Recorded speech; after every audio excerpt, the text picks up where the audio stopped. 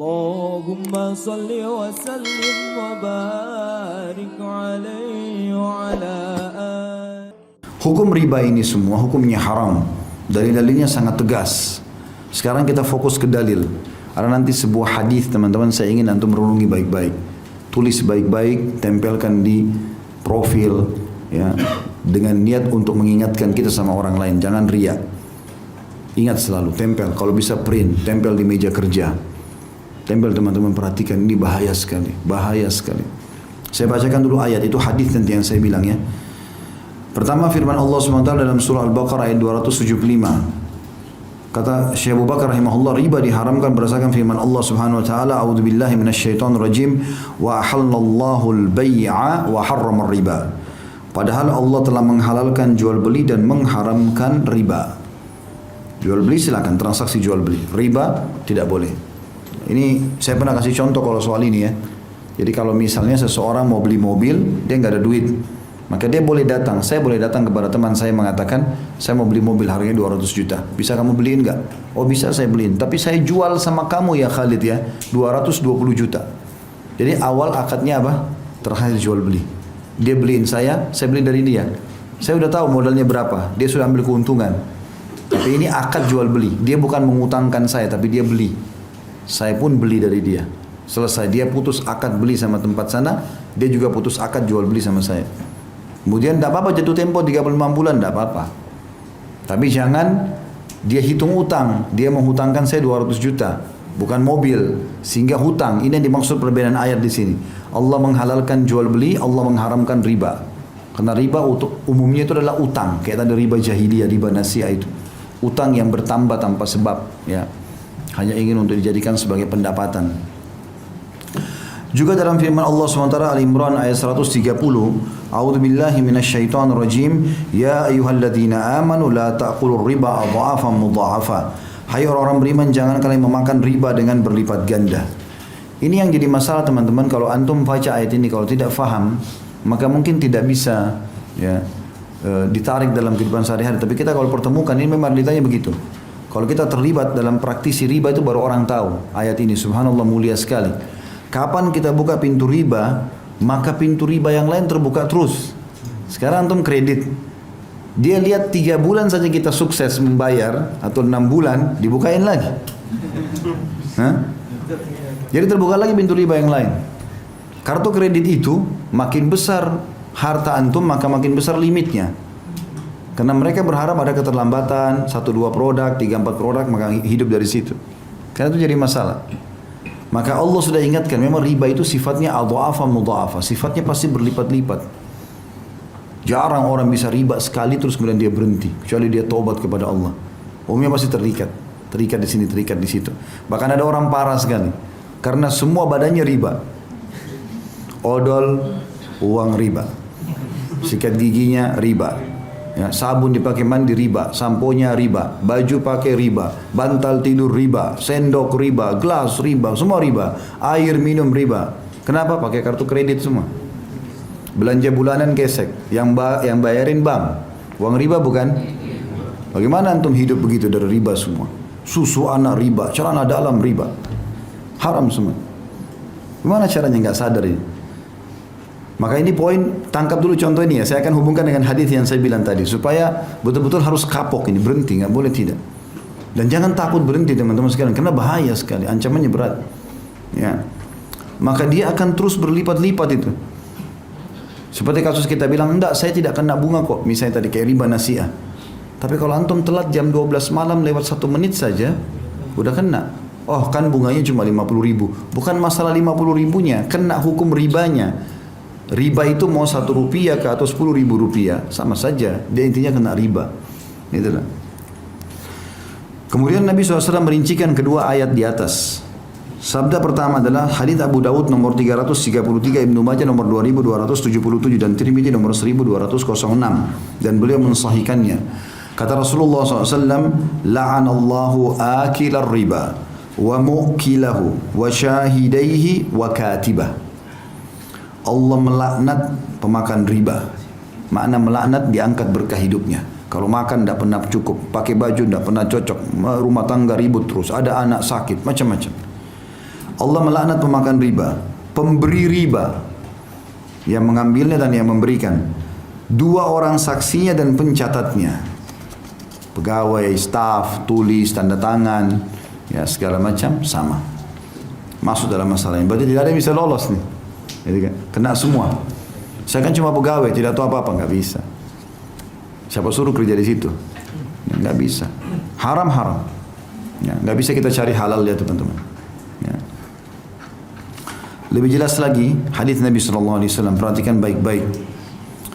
Dikatakan oleh Nabi SAW, dan hadis ini diriwayatkan Imam Ahmad nomor 21.450. Sanadnya dikategorikan sahih. Renungi baik-baik hadis ini. Kata Nabi SAW, dirham riba ya'kuluhu ar-rajul wa huwa ya'lam ashaddu min 36 zanyah. Satu dirham dari hasil riba yang dimakan oleh seseorang sedangkan dia mengetahuinya, dosanya lebih berat daripada 36 kali berzina. Antum zina sama 1, 2, 3, 4, 36 perempuan, itu baru sama dengan satu dirham riba. Satu dirham itu 10.000 rupiah, 5.000 rupiah. Ambil bunga bank. Itu sudah 36. Bagaimana kalau kita kerja di sana, gajinya 5 juta? Nah, antum hitung sendiri. Kalau satu dirham 36 kali berzina, kalau sekian juta berapa kali itu? Ini zina loh ini. Dan ini teman-teman sekalian, Nabi SAW berikan gambaran agar orang faham. Karena umumnya zina orang tahu itu haram. Gitu. Zina sama perempuan yang tidak halal bagi laki-laki itu orang tahu bobotnya berat. Selalu diingatkan. Di sini Nabi SAW datangkan satu dirham riba. Bukan Nabi mengatakan misalnya 100.000 dirham riba. Enggak, satu dirham riba. Paling kecil. Sama dengan 36 kali zina. Sudah faham sampai sini? Ini hadis yang lebih tegas lagi. Perhatikan setelahnya. Kata Nabi SAW, ini luar biasa teman. Saya kalau baca ini merinding, subhanallah. Hadis ini tegas, ini yang saya bilang tadi. Hadis ini disahihkan oleh Imam Hakim dalam kitab Mustadraknya. Kata Rasulullah SAW, ar-riba 73 baban aisaruha ayyankiha ar-rajul ummah wa inna arba riba irdur rajulil muslim. Kata Nabi SAW, riba itu memiliki 73 pintu, 73 tingkatan. Yang paling rendah, yang paling ringan, setara dengan seseorang berzina dengan ibunya. Ya? Itu berat sekali. Paling rendahnya sama dengan berzina dengan ibu. Teman-teman harus tahu ya, dalam bab zina, hukumannya beda-beda. Level-levelnya. Yang paling ringan dalam masalah zina adalah berzinanya orang. Dia pergi ke tempat zina, lalu dia zina, dia bayar pelacur, selesai. Itu yang paling ringan. Tapi itu juga sudah dosa besar. Ada di atasnya, zina lebih berat daripada itu. Berzina dengan istri tetangga, pasangan tetangga. Itu ditanyakan oleh Nabi SAW. Kata para sahabat, ya Rasulullah, dosa apa yang paling berat? Kata Nabi SAW, engkau berzina dengan pasangan tetanggamu. Tentu kalau orang zina dengan istri tetangga, berarti si istri tetangga zina sama suami tetangganya, kan gitu. Kenapa tetangga? Karena orang yang paling dekat. Sampai kata Nabi SAW, Jibril selalu mewasiatkan kepadaku untuk mengingat berbuat baik dengan tetangga sampai aku kira tetangga mau dapat warisan. Walaupun tetangga itu orang kafir, tapi kita berbuat baik. Nabi SAW waktu di Mekah itu disakiti dengan Abu Jahal, Abu Lahab, kena tetangga semua. Nabi SAW tinggal di rumahnya Khadijah. Khadijah rumahnya di komplek mewahnya Mekah. Sebelahnya toko-toko Quraisy semua. Hampir tiap hari pintu rumahnya ditaruh kotoran, taruh sampah. Nabi SAW sambil senyum, mengangkat sambil mengatakan, beginikah kalian bermuamalah dengan tetangga? Nabi nggak balas, karena tahu ini bahaya. Kalau dibalas maka hukumannya sama nanti. Gitu. Jadi ini luar biasa. Gitu. Zina dengan tetangga. Lebih lagi di atasnya, zina dengan istri mujahid.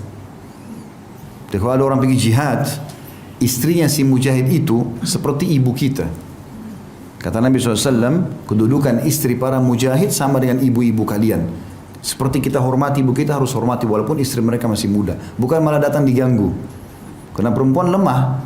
Pada saat suaminya jauh, dia bisa digoda. Laki-laki bisa memberikan hadiah, bisa berikan perhatian.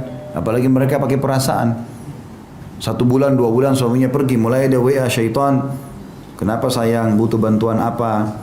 Ini kalimat syaitania. Orang bisa tergoda.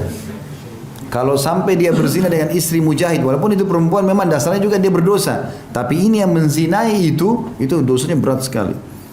Kata Nabi SAW, si mujahid itu akan didatangkan hari kiamat dengan si pelaku selingkuh dengan istrinya, lalu Allah bebaskan dia mengambil pahalanya sesukanya. Kata Nabi SAW, ya, kata Nabi SAW, apakah kalian kira si mujahid akan sisakan pahalanya? Tanda tanya. Gak mungkin. Dia pergi jihad, berperang jalan Allah, antum datang ganggu istrinya? Hah?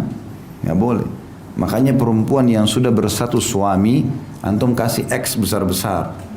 Sudah selesai urusannya. Mau cantiknya seperti bulan, ada cerita. Udah haknya si laki-laki itu. Karena tidak ada poliandri dalam Islam. Gak mungkin lagi perempuan punya dua suami. Haram. Ya. Antum minta kepada Allah diberikan istri yang baik. Kalau sudah jadi istri orang, selesai urusannya. Jangan pernah sentuh wilayah itu. Karena ada orang punya penyakit itu. Pernah ada orang tanya saya di pengajian, Ustaz, saya punya masalah dalam ini zina karena saya suka ganggu istri orang. Karena dia berpikir kalau orang sudah menikah, mudah kalau dia berzina pun tidak ketahuan karena sudah ada suaminya.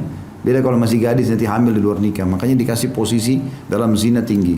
Yang lebih tinggi lagi daripada istri mujahid adalah berzina dengan mahram. Anak sama ibu, anak sama ayah, ya, saudara sama saudarinya. Ini paling tinggi.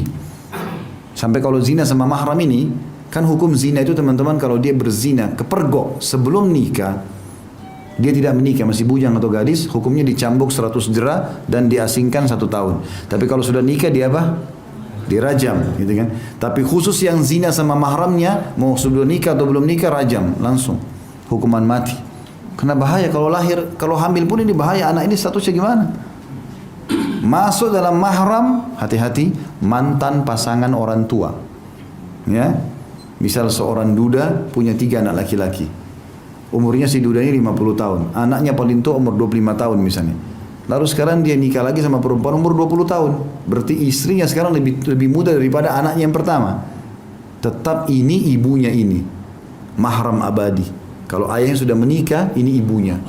Seperti ibu dia, mustahil. Nggak ada apa-apa, nggak boleh apa-apa. Sampai pernah di zaman Nabi SAW ada orang menikahi mantan istri ayahnya. Oleh Nabi SAW diutus seorang sahabat, disuruh hukum. Ya.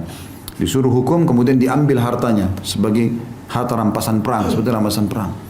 Itu bahaya sekali, nggak boleh gitu kan. Jadi mantan pasangan orang tua juga masuk di sini.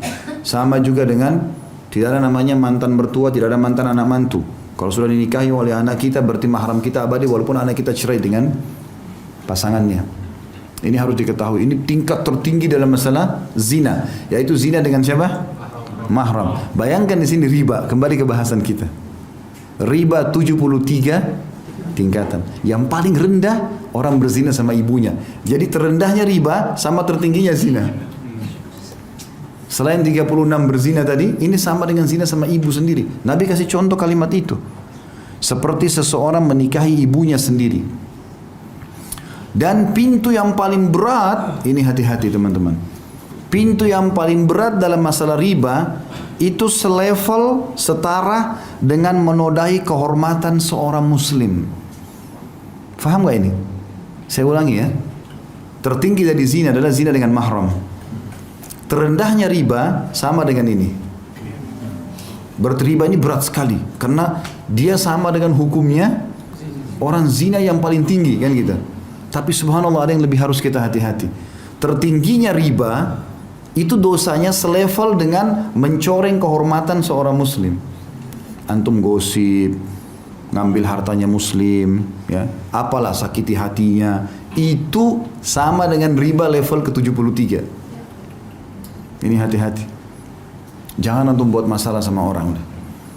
Jangan sentuh hartanya orang, jangan hina orang, jangan caci maki, jangan buat musuh. Apalagi muslim, bahaya sekali. Bisa ditangkap nggak bahayanya nih? Ya, mencoreng kehormatan seorang muslim, merusak namanya, menggibah dia, memfitnah dia, segala macam, membongkar-bongkar aibnya. Ini selevel dengan dosa tertingginya riba. Ini naudzubillah minasyaitonir rajim. Harus hati-hati.